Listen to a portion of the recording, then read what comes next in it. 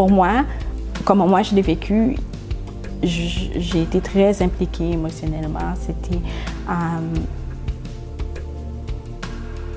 Puis par moments, on pleure. On trouve ça difficile. C'est pas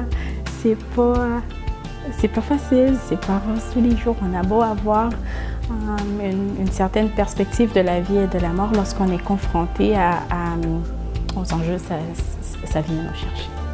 Puis on vit différemment. On ne s'habitue jamais à voir mourir les gens. On ne s'habitue jamais. Je suis confortable avec le concept, mais souvent, les gens, le mot soins palliatifs leur fait très peur.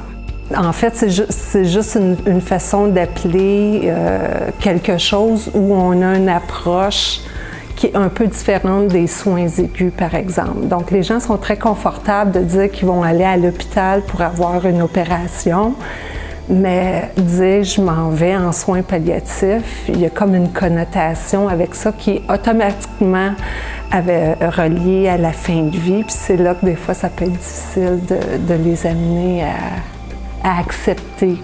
Mon rôle comme infirmière qui travaille avec les gens âgés en soins palliatifs, c'est de les accompagner dans cette dernière étape de leur vie. C'est de les amener à partager leurs craintes ou à partager leurs préoccupations autour des soins palliatifs. Je pense que tu ne peux pas être en soins palliatifs si tu n'as pas un peu cette, je ne vais pas appeler ça cette vocation-là, mais ce désir-là d'avoir un rôle à jouer, de prendre part au niveau social, dans le développement des soins palliatifs. Ce que j'ai appris, c'est que la raison que je suis là avec mon équipe, c'est d'être l'experte dans c'est quoi mourir.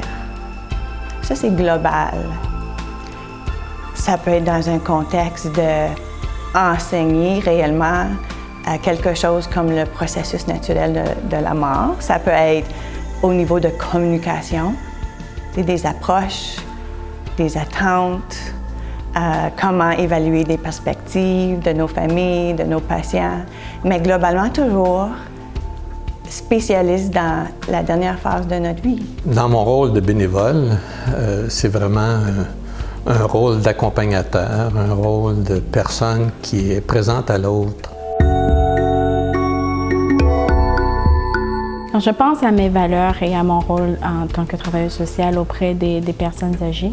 La première chose qui me vient à l'esprit, c'est le principe d'équité puis de respect de la personne. Donc ça c'est des valeurs profondes pour moi. C'est important de traiter les gens avec respect et d'être équitable dans comment on interagit avec les gens.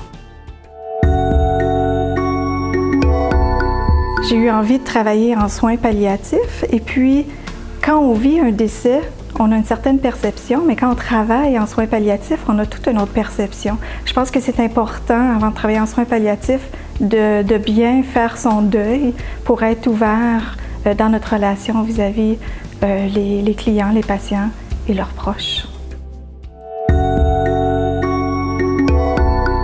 Globalement, les gens nous arrivent à cette phase de leur vie pas tellement bien préparés.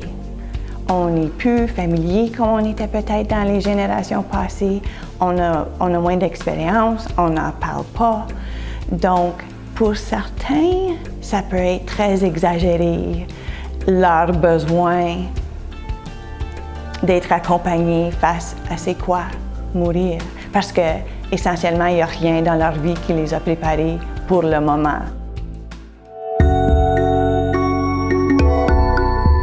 Je pense que le rôle des professionnels de la santé va bien au-delà de fournir des soins médicaux. Donc, ils ont également un rôle à jouer sur les plans sociaux, spirituels, parce que c'est la manière holistique d'offrir des services aux gens. On ne peut pas morceler les gens.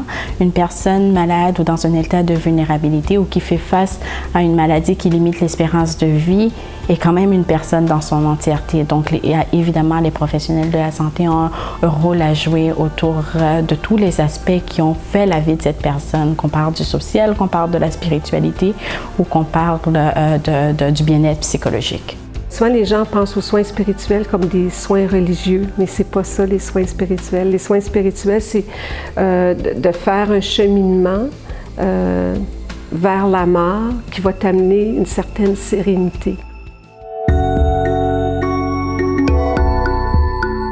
Un de mes gros dilemmes, c'est que pour moi, la famille est très importante. Donc, j'ai grandi dans une grande famille où on était très nombreux.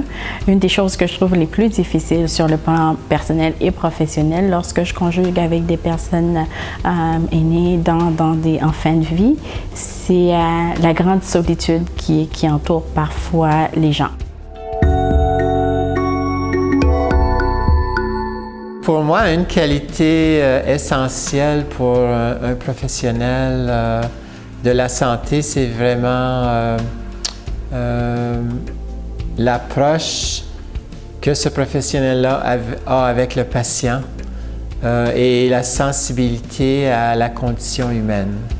L'aspect psychologique, l'aspect émotionnel est sans doute aussi important que l'aspect technique médical lui-même. Bien, il y en a plus qu'une. La plus grande, c'est de bien se connaître. C'est d'être capable c'est de savoir où on en est nous-mêmes, justement, par rapport à notre propre mort. Et ça, savoir être confortable avec le fait qu'on a une vie à vivre ici, mais qu'on n'est pas éternel. Je pense que ça nous aide à mieux accompagner les gens en soins palliatifs. En tout cas, pour moi, je trouve que ma plus grande force, c'est de savoir à chaque jour que je peux mourir avant mes patients.